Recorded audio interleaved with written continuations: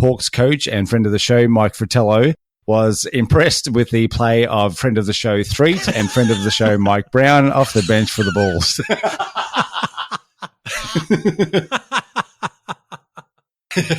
Oh, hilarious.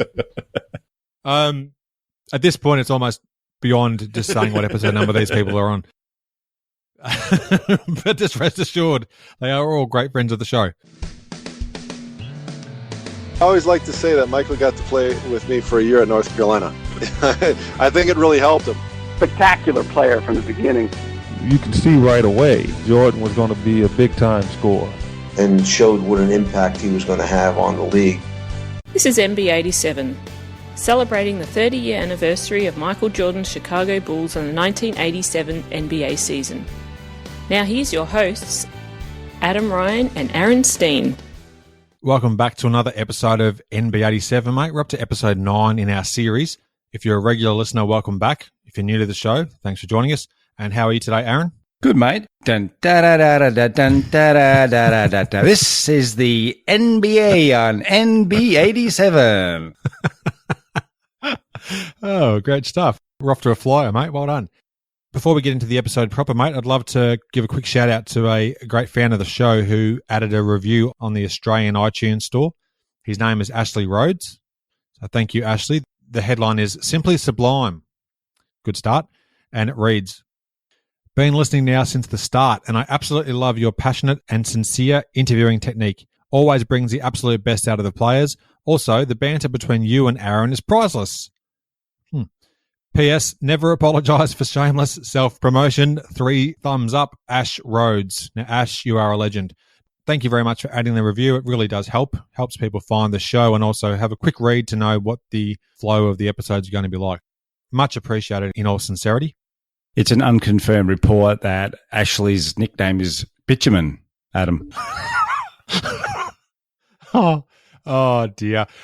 I guess Ash can take that as a compliment, mate, that we've given him a nickname because we do that. No, in all sincerity, Ash, always appreciate the feedback, mate. Thank you. Very good indeed. Thanks again, Ash. And if you'd like to add a review, by all means, please do, and we'll certainly read it out in future episodes of the show. NBA News, Notes and Quotes. February 14th through 28th, 1987. 52,745 fans packed into the Pontiac Silverdome. It was the largest regular season NBA crowd in history to that point, and they saw the Detroit Pistons defeat the visitors from Philadelphia, 125-107. Adrian Dantley led all scorers with 35 points. Same day, Chicago at New York in front of a bumper crowd, 19,591, saw the Bulls hold on to a 112-108 win, and they improved to 25-23 on the season. For the Bulls, Jordan had 33 points and 8 assists. The Oak, Charles Oakley, 20 points, 13 boards and 6 assists. Gene Banks, 15 points and 10 rebounds, so good double-double there from Gene Banks. Dave Corzine, a great game too, 14 points, 9 rebounds and 5 assists. And for New York, Ewing had 27 points and 9 boards, Gerald Wilkins 25 points, and Gerald Henderson 21 points and 17 assists. And that was a career-high assist mark for Gerald. Records had only been kept since the 83-84 season, but according to the great basketballreference.com, that was his career high. Henderson assists the ball. I knew you'd make the most of that. The moment was so right, and Charles Oakley could do no wrong, wrote Bob Sakamoto. Oak scored on a 3-point play with 21 seconds remaining to propel the Bulls to their first road win since January 6th. The Bulls trailed only 55-53 at the half, despite 8 points on only 8 shots from Michael Jordan, who then dropped 13 points in a span of 3.5 minutes in the third. Yeah, nice one. In other news, Charles Oakley and podcast favourite Paul McKeskey were fined for their fight on February 4 in Milwaukee. That was a lot of Fs. NBA VP Rod Thorne, quote, anyone who throws a punch gets fined and anyone who connects gets fined even more, end quote. That's hilarious. Great stuff there. I think he was probably deadpan too when he said it, but that is quite funny in retrospect. Now, there were just 3 games on the NBA slate for February the 15th. The marquee matchup was Boston's visit to the Great Western Forum to play the LA Lakers, and the Lake Show would prevail 106-103 behind Magic Johnson's 39 points. Good stuff there from the Magic Man. As reported on the 16th of February, the Bulls added some muscle to their bench with the acquisition of Gentle Ben Poquet from the Cleveland Cavaliers, who was a target of Bulls coach Doug Collins over the past 12 months. Collins added that Poquet will be more of a scoring threat than Earl Procuritan. Hello to Earl if you're listening. Bulls assistant Gene Littles coached Poquet for 3 years as a Cav assistant and for 3 years before that as a Jazz assistant. Nice little tidbit there about Gene Littles, mate, and his links to Poquet. And Gentle Ben Poquet, it's just a fantastic nickname that just flows together beautifully there. In Milwaukee, the Bucks enjoyed a 128-124 win for a fifth straight victory versus the New Jersey Nets. Sidney Moncrief, upcoming podcast guest, I will actually lay that out there too, mate. Look forward to that one. Wow. Scored 20 points and eclipsed the 10,000-point plateau in his NBA career. I've recently been in touch with Sidney and very pleased to say that he's agreed to have a chat on the show. So stay tuned to this podcast space. That's right. Stay tuned to this podcast space. I haven't been speaking English for too long. The Malone brothers, mate, Jeff and Moses, throwback to a comment of yours from the previous episode, I believe, combined to score 74 of Washington's 124 points at Phoenix, leading the Bullets to a 124-110 win over the Suns. Jeff had 38 points and Moses 36. So what a phenomenal performance there from the Malone brothers. In an unusual tidbit that points towards our NB90 series, the Daily Press of Virginia reported a unique recount from Navy coach, he actually wasn't, Pete Herman, re the future 1987 number one NBA draft pick David Robinson. Now, in a full court press drill, Herman looked down court and saw Robinson was walking on his hands. Quite strange. Said Herman, quote, he was celebrating having gotten an A in gymnastics. So there he was at 7'2", walking on his hands. So quite an interesting tidbit there, mate. Unusual. As an Australian, Adam, you'll appreciate this. When looking at David Robinson at 7'2" and the physical freak that he was, I always thought to myself, if you put a guy of Robinson's body shape and athleticism into Australian rules football and they learned how to do all the fundamentals, the kicking and handballing and whatnot, he would tear the AFL to shreds. Oh, no doubt, mate. Same day, Sacramento at Chicago in front of 13,771. They saw the Kings hold on for a 124-120 win in overtime, and the Bulls dropped to 25-24. For Chicago, Jordan had an unbelievable game. 43 points, 7 rebounds, 6 assists, 5 steals, and 4 blocks. Dave Corzine had a monster as well, 26 points and 14 rebounds. Johnny Pax, 21 points, and Charles Oakley, 15 points and 14 rebounds. And for Sacramento, Otis Thorpe, 29 points and 14 boards. Reggie Theus, 28 points and 13 assists. Derek Smith, 21 points. And Eddie Johnson, episode 41, great friend of the show. G'day, Eddie, if you're listening. I just winked. I'm not sure why he can see me do that. Had 17 points, 7 of which were in OT. On the day that Michael Jordan turned 24, with Babe Ruth audacity, the Kings' Derek Smith called his shot. In the overtime period and the Bulls with possession, Smith had told teammate LaSalle Thompson he was going to get the steal that they needed. With Rush Street Reggie coming over to double team him, MJ held the ball out a little too long and Smith poked it away. 2 Theus free throws put the Kings up by 3, and a missed John Paxson last-second 3 gave Sacramento their third straight win. Now, Adam, it's come to light in the 3 seasons that we've done this series that Derek Smith certainly had the measure of MJ in Jordan's early years. I'm sure you'd agree. Absolutely, mate. He was fantastic, and he had some really great performances against the high-level players of that era. So a sad, sad loss that he died so young, and we were robbed as well of some of the great talent that he had, also through injuries too, towards the latter part of his career. From a talent standpoint, one of the overlooked guys from that era. No doubt. Very athletic too, and could certainly play the game at a high level. Now, in the game, the Bulls jumped out to a 16-6 lead, only to struggle the rest of the game, and were down by 11 with 3 minutes left in the game. Jordan then scored 9 points in a 13-4 Bulls run that sent it to overtime. Speaking of OT, Otis Thorpe hurt the Bulls inside all game, and Thea celebrated his new 4-year, $750,000 per year contract with 28 points and 13 assists. Nice stuff there from Rush Street Reggie. Now, mate, there were only 3 games played on MJ's birthday. Washington upset the LA Lakers 114-99 at the Great Western Forum. Moses led the Bullets with 27 points and 19 rebounds. And even with the loss, the Lakers still held on to the league's best record at 38-13. February 18 included a piece from Bob Sakamoto about Charles Oakley's second half resurgence. Mirroring his rookie season, Oak had a sloppy start to the season with turnovers and an absent jumper to averages of 17 points, 12 rebounds and 6 assists in the second half of the month of January. It also regaled an Oakley proclamation that as long as he is on the team, that Jordan would never again lead the team in boards, which Jordan did in his rookie season. Jordan said to Oakley, and I quote, that he is a big old muscle-bound turkey that can't even fly, and I have wings and can take off like an eagle, end quote, to which Oak replied, and I quote, yeah, but the eagle ain't ever going to get the ball unless the turkey gets the rebound, end quote. That's a fantastic bit of correspondence there between great friends, even to this day, Charles Oakley and Michael Jordan. Now, newspapers reported on this date that Julius Erving would miss 6 games due to a hairline fracture. I didn't know you could fracture your hairline.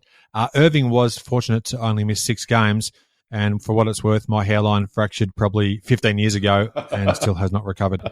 Now, also on this date, rookie Brad Doherty scored a season-high 33 points, and that's a tally he'd go on to equal twice, once in March and once in April, as he led his Cavaliers to a 129-119 win over the visiting Kings of Sacramento. Big game from rookie Bradley Lee Doherty of Black Mountain, North Carolina. You just wanted to get that in there, didn't you? The newest Bull, Ben Poquet, was detailed in the Feb 19 edition of the Chicago Tribune. The 10-year veteran said it was the latest into a season that he had ever been on a winning team. He was also fast becoming a favorite of Dave Corzine after podcast favorite Dave found out he was no longer the oldest player on the team. The 86-87 Bulls were continuing to break attendance records. The 1977-78 team, who previously held the record, averaged 13,386 per game, where this season they were playing in front of an average of 14,507, just behind the 15,501 listeners to the NB87 series. Oh, jeez. Glad to see you, mate. You've been perusing the stats on the podcast there, behind the scenes. Nice stuff. There were reports that the Bulls were looking to raise ticket prices. Mezzanine and first and second balcony seating will only increase by $1. However, the, and I quote, Jack Nicholson seats, end quote, at courtside could jump from $36 up to $60. That's a massive jump, isn't it, when you think about it? Speaking of Jack, the upcoming game versus the LA Lakers has a special starting time of 7 p.m. to accommodate a national cable hookup on WTBS. Good tidbits again. Now, there were 5 games on this date. Portland's Kiki Vandeweghe led all individual scorers with 35 points in his Blazers' 124-108 win at Phoenix. Moving on to the 20th of February, the Lakers took on the Chicago Bulls in the aforementioned game in front of 18,079 fans, and the Lakers had a 110-100 win. The Bulls returned to 25-25 on the season. For Chicago, Jordan had 33 points, 5 assists and 5 steals. Dave Corzine had 15 points and 8 rebounds, and Charles Oakley 15 points and 11 rebounds. For the Lakers, Magic had 28 points and 16 assists. James Worthy and Michael Thompson each had 18 points. And the captain, Kareem Abdul-Jabbar, became the first NBA player to amass 36,000 career points, appropriately with a skyhook, to help the Lakers secure that 10-point win over the Bulls. He scored 17 points in the game and ended the day with a career total of 36,002 points. The Lakers used a novel approach. I guess the Lakers coaching staff all enjoyed a good book back in 1987 in containing Michael Jordan. Instead of denying him the ball, they pushed him to it and then contained him once he had it. A Bulls 10-2 run in the fourth brought Chicago to within 100-98 with 1:46 left, but that's as close as they got. Each time the Bulls came close, Irvin Johnson showed why he was the leading MVP candidate this season. Aside from the Magic versus Jordan matchup, the Bulls were ably assisted by Oakley, Corzine, and Brad Sellers. In other news, Clemson's and future Bull Horace Grant, who was to be a certain first-round draft choice, was in line to become the fourth player in NCAA history to average 20 points, 10 rebounds on 66% field goal percentage with 70% free throw percentage. Very impressive numbers, aren't they? Moving on, mate. Gerald Wilkins notched a career-high 43 points, but that was still not enough, as the New York Knicks fell to the New Jersey Nets, 111-107 at Meadowlands Arena in New Jersey. Boston had an impressive 121-113 win at San Antonio. Larry Legend scored 32 of his 34 points in the first half, if you don't mind. And at home, Seattle snapped an 8-game losing streak with a comfortable 110-93 win. The Sonics were paced by Tom Chambers' 31 points and Xavier McDaniel's 29. On the 22nd of Feb, at Philadelphia, James was most worthy, hitting a running one-hander in the lane with 3 seconds remaining in OT to secure his Lakers a 112-110 overtime win. And same day, Cleveland at Chicago in front of a good crowd, 17,102, saw the Bulls have a 102-98 win and increase their record 26-25. Jordan had another monster game with 43 points, 6 assists, 8 steals and 5 blocks. Oakley had 18 points and 8 rebounds. And Brad Sellers, 12 points and 8 rebounds. For Cleveland, Ronnie Harper, 22 points. Doherty, Phil Hubbard, and Keith Lee each had 14 points for the Cavs. I have a task for you, Adam. Are you ready? Yeah, I'm ready. Hit me. Whilst I read the recap to the Cavaliers at Bulls game, go into Basketball Reference and see where Jordan finished in the 1987 Defensive Player of the Year. Consider it done, mate. Done. Anyway, back to the game. Michael Jordan missed the Bulls practice on Saturday with a bruised hand. He suffered against the Lakers, but suited up for this game. Harry Houdini would have struggled to survive the close calls that the Bulls encountered versus the Cavs, wrote Bob Sakamoto. Here's a rundown of how the Bulls almost gave away their third straight game. Dave Corzine and Jordan each missed 2 free throws in the last 3 minutes of the game. Dave Corzine hit a jumper with 47 seconds remaining. It was the Bulls' first made field goal since friend of the show, Sedale Threet, made a jumper with 9:10 to go. The Bulls at one point missed 14 straight shots. And with the Bulls up 100-98 late, that rhymed, Oakley grabbed a huge rebound, only to have all 4 teammates turn and run back up court, leaving Oak to get trapped by 2 Cavs defenders. John Paxson was able to call a timeout just before a 10-second violation was called. I'm trying to take note of what you're saying and also check out the voting for Defensive Player of the Year. Wow. Do you want to know the update there, mate? I would love the update. Okay. So Michael Cooper was the Defensive Player of the Year in 1987. The award that year was hanging with Mr. Cooper. But Jordan tied 8th overall. 8th, wow. Yeah, along with T.R. Dunn, Bill Hanslick, Derek Harper, Fat Lever, Paul Pressey, and Doc Rivers. Michael Cooper had 25 first-place votes. Second place, Alvin Robertson had 16, tied for 8. Jordan and Co. had 1 first-place vote each. There you go. He got some recognition. Spoiler alert, we all know that he won the award the following season, but I guess it was just good to see that he actually got recognised because he had some stat-stuffing games with steals and blocks. For what it's worth, the other players in between Michael Cooper, who won the award, and the guys who were tied for 8th, there was Alvin Robertson 2nd, Mark Eaton, great friend of the show, came 3rd, Manute Bol 4th, Kevin McHale 5th, Mo Cheek 6th, and Dennis Johnson 7th. Some great names scattered amongst that list there, mate. And it's an unconfirmed report that Eaton and Bol both had over 1,000 blocks each that season. Prior to the game against the Cavaliers, Michael Jordan put on a clinic for 5,000 school kids, and then during the game, he put on a clinic at the expense of the Cleveland Cavaliers. I love that. Now, at Atlanta, Dominique dropped 42 points, the 6th time he'd hit for 40 or more this season, leading the Hawks to a 112-103 win over the Philadelphia 76ers. Rookie Nate McMillan had 25 assists. Now, that was the most by any NBA player in a single game to that point in the season, as hometown Seattle defeated the LA Clippers 124-112. It was also a club record for the Sonics, as Nate surpassed the previous mark of 20 held by Gus Williams and Lenny Wilkins. Adam, would you like to hear a Aaron Steen tidbit? I'd love to hear one, mate. What have you got?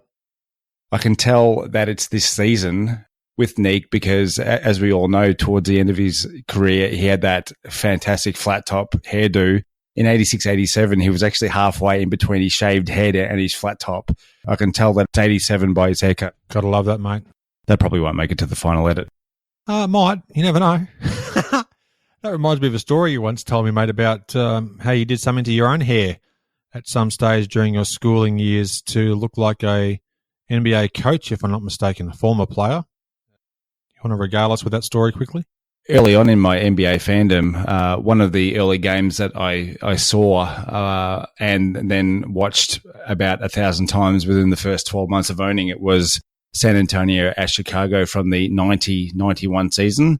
A ripper of a game. The Bulls were down by as much as 21 points late in the third term. They lost the game, but needless to say, the fourth quarter was a furious finish. It was a barn burner, and Jordan hit an absolute dizzying array of highlight moves. Don't ask me why, but I quite admired the hairline of one Larry Brown on his temples on the side of his head. So I decided that I'd cut my hair like Larry Brown's, only to overcook it a little bit, you might like to say. Cut too much hair off the side of my head and had a massive chunk of hair missing out of the side of my head. I then had to go to school the following day and explain to my schoolmates that a hairdresser had stuffed up my hair. Didn't you also add a bit of colour, so to speak, in that hairdo? After I'd taken the chunk of hair off my scone, I then tried a few different ways to cover it up, one of which was Vegemite.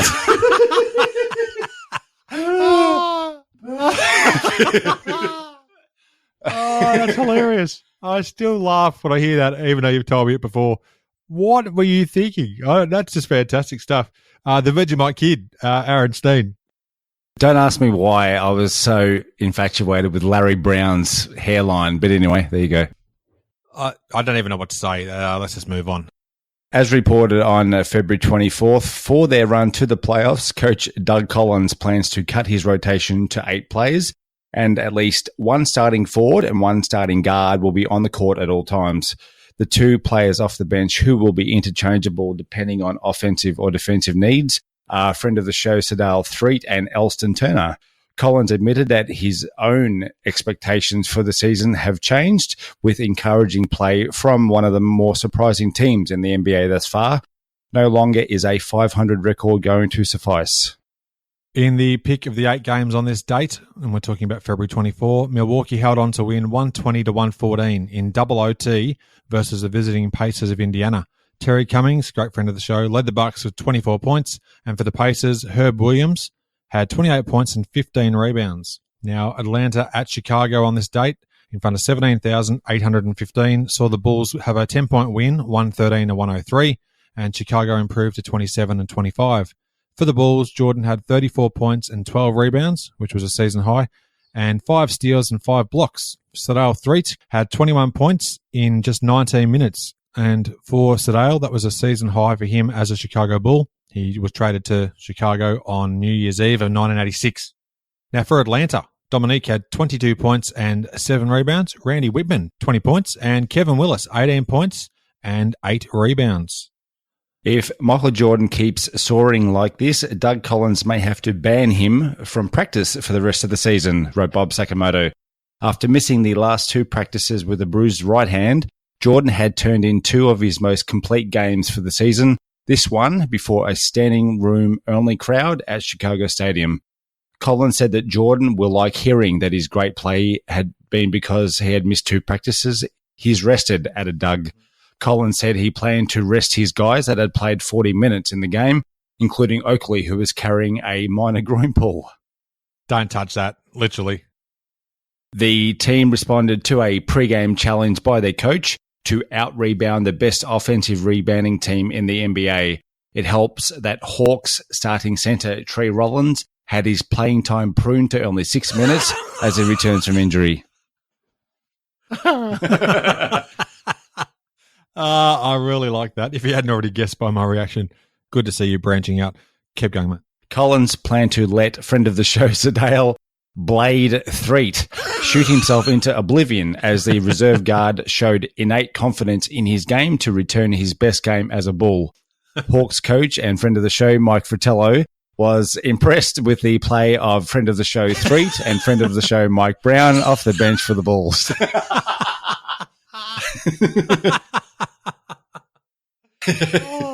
Hilarious. At this point, it's almost beyond just saying what episode number these people are on. But just rest assured, they are all great friends of the show. In other Bulls news, Jordan and Collins were to be guests at a Cranes luncheon to be televised before the Bulls' upcoming game against New Jersey. It was at this point that I Googled Cranes Chicago to find it is a Chicago-based business newspaper and not the variety that sits atop a building or the bird which inhabits all continents across the world aside from Antarctica and mysteriously South America. The highlight of the luncheon was a mother who rose to praise Jordan for his recent appearance on 60 Minutes and his ability to take care of domestic duties around the house.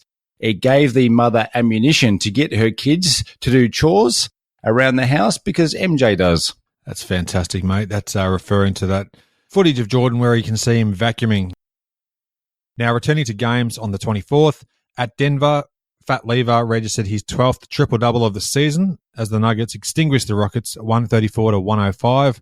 Fat's numbers: 18 points, 12 rebounds, and 13 assists. And in the LA Lakers 97-93 win at Phoenix, Kareem Abdul-Jabbar hit his first ever three-point shot. For those interested, this highlight is on YouTube and will appear in the show notes. Our leading individual scorer from the 4 games on this date was Larry Joe Bird. He blazed a trail, igniting for 43 points versus Portland inside the friendly confines of Boston Garden. And a little Bulls tidbit, Adam. The last time that a Bulls team was at 500 this late into the season was the 80-81 season. That is a good stat there, mate. On the 26th, after a 22-34 start to the season, Phoenix GM Jerry Colangelo said that, quote, "The time has come for a change," end quote, announcing that the team had fired John McLeod as coach. Former son, Dick Van Arsdale, a then radio and TV analyst for the team, was named interim coach. McLeod had been the longest tenured active coach in the NBA, becoming head man on March 30th of 1973. Van Arsdale would guide the Suns to a 14-12 record, and the team would go 36-46 overall. Thanks to basketballreference.com, I learned that the 1988 Suns would be led by John Wetzel, not sure how you pronounce that, sorry John if you're listening, who played with Phoenix for 2 seasons in the early 1970s. 1988 would be Wetzel's sole season as head coach, and he went 28-54. He'd continue to coach at the assistant level through the 2004 NBA season. Now, New Jersey at Chicago in front of 14,098 saw the Bulls have a 15-point win, 128-113, and move to 28-25 on the year. For Chicago, Jordan had an unbelievable scoring performance with 58 points and 8 rebounds. Oakley had 12 points, 17 boards, and 7 assists, and Dave Corzine 12 points and 10 rebounds. For New Jersey, Buck Williams 25 points, Orlando Woolridge 20 points and 6 boards, and the G-Man Mike Jaminski 14 points and 13 rebounds. With 2:44 remaining in the game, Jordan looked over at Doug Collins and asked to come out of the game. The 14,098 patrons at the stadium would have loved to have seen Jordan drop 60 or maybe 70, but Jordan said he had played well and wanted his teammates to get some run. In the game, Jordan set records for single game scoring by a Bull, beating Chet the Jet Walker's 56 in 1972, the season high in the NBA for 86-87, beating Dominique's 57 set against the Bulls on December 10, and the third highest free throw attempts in a half and in a game with 13 and 27 respectively. The Bulls won their third straight and 6th in 8 games, and Jordan added that his appearances and endorsements have quietened off, allowing him to get extra rest for the stretch run of the season. In a cool tidbit from the game, Nets coach Dave Wall, who was actually ejected from the game in the second quarter, gave his New Jersey Nets team a spray at halftime and kicked them out of the locker room. The Nets players ended up sitting on the Bulls bench watching the halftime entertainment on the court.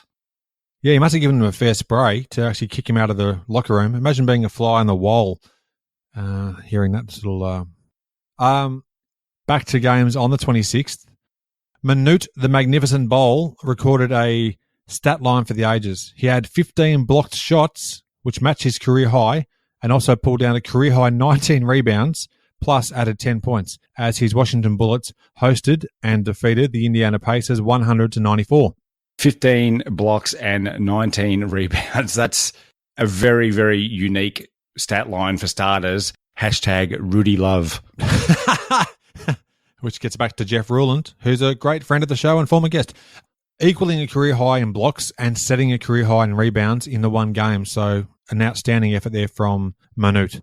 For what it's worth, mate, Elmore Smith holds the all-time record for most blocks in a single NBA game, and he played with the LA Lakers in the 74 season, having an astounding 17 rejections. And Shaquille O'Neal and Manute are tied for equal second all-time with 15. Also on this date, the San Antonio Spurs' Alvin Robertson hit a three-pointer at the buzzer to give his Spurs a remarkable 96-94 victory over Sir Charles Barkley's Philadelphia 76ers. On the 27th of February, hosting Indiana, the New Jersey Nets were 125-115 winners.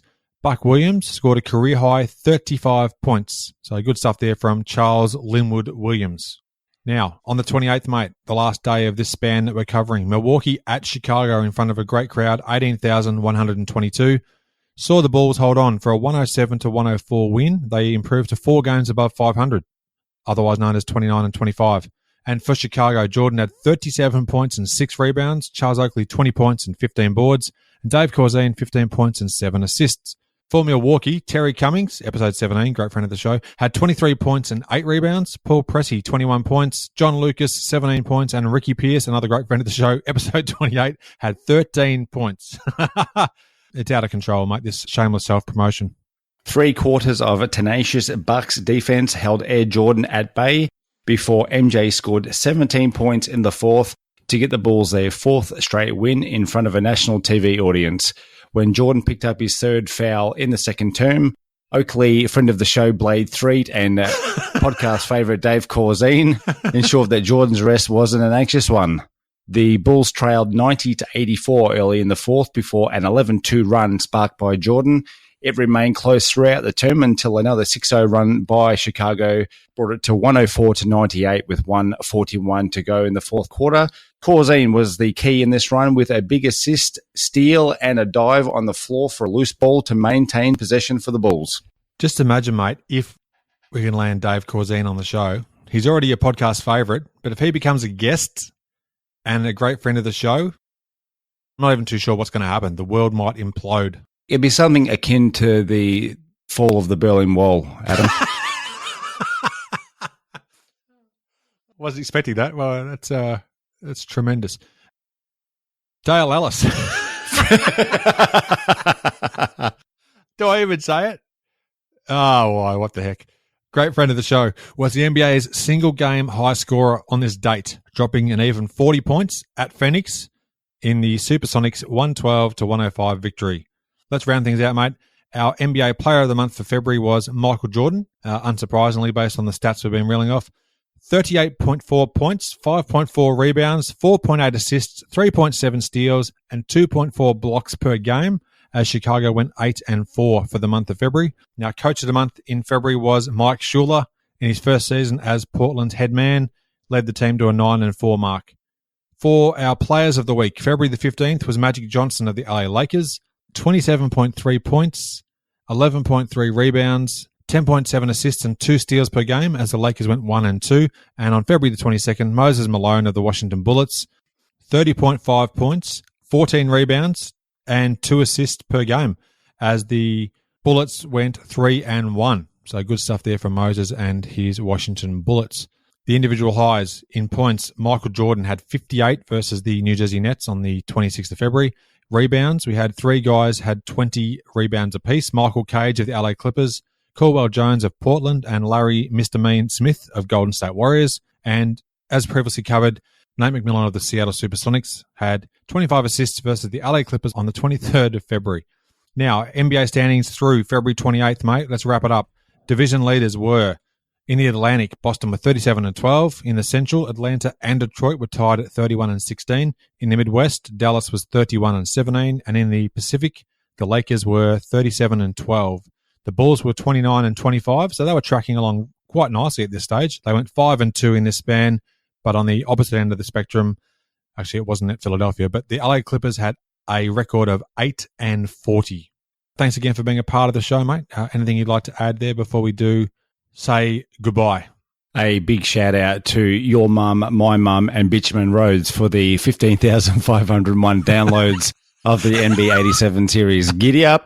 Thanks for listening. I hope you enjoyed the show and share my web address with your friends and colleagues, inallairness.com.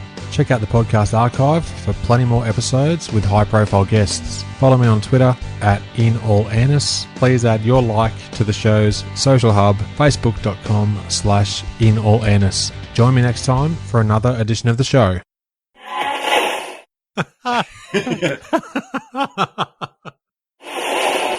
In a cool tidbit from the game, Nets coach David Wall. Why have I called him David? I do not know.